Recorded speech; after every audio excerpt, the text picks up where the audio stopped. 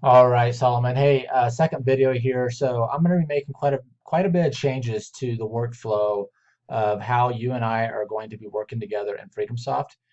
Now, I don't want you to be discouraged with FreedomSoft. I know that you and Megan haven't done very well with it, and I think after kind of really reviewing the things that, well, for one, I just don't think she was working the leads. So let's start there. But secondly, I think she had you doing a lot of busy work that doesn't really generate business. When she first was setting that up, I kind of disagreed with her quite a bit, but I kind of let her have her way. Um, but I know other people that run FreedomSoft, and they run it more like I do. Which here's the theory that the more text we get out a day, and the more messages we can filter through, the more leads we're going to get.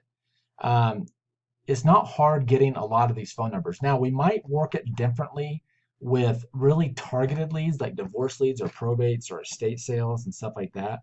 But when we're coming to the generic leads like real estate agents and just doing uh, data downloads of from our skip tracer of like thousands of phone numbers, we're not going to really spend a lot of time on those leads because they're easy to get. Okay, so they're cheap, they're easy to get, and we're just going to do lots of mass blasting to those type of lists, which is what we're going to be doing a lot of. But we also are going to start doing a lot of more targeted um, uh, lead generation, which I'll get to that later once we get this cleaned up. So, but I don't want you to be discouraged by FreedomSoft.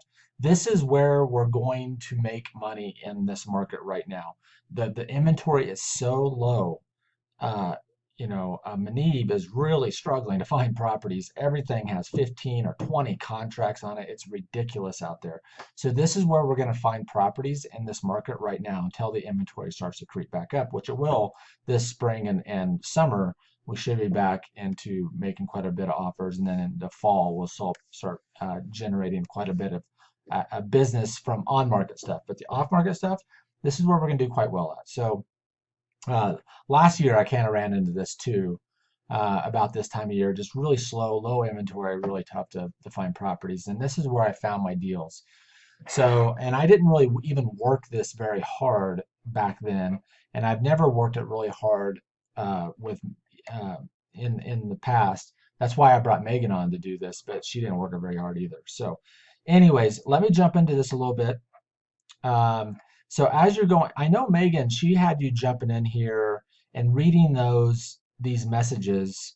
Um, and let me see if I can find one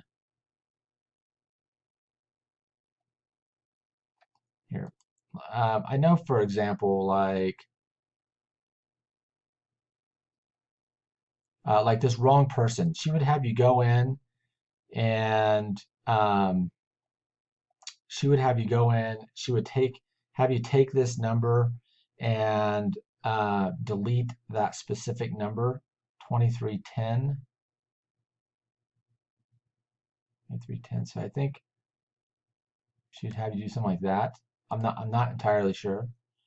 Um, but it's not really necessary. If they don't want us continuing texting, they can just do stop or unsubscribe, and our system will automatically do it. So I don't know what busy work she had you doing other than that, but it might be a good idea for you to either shoot a video or kind of give me an outline of your workflow of what she had you doing.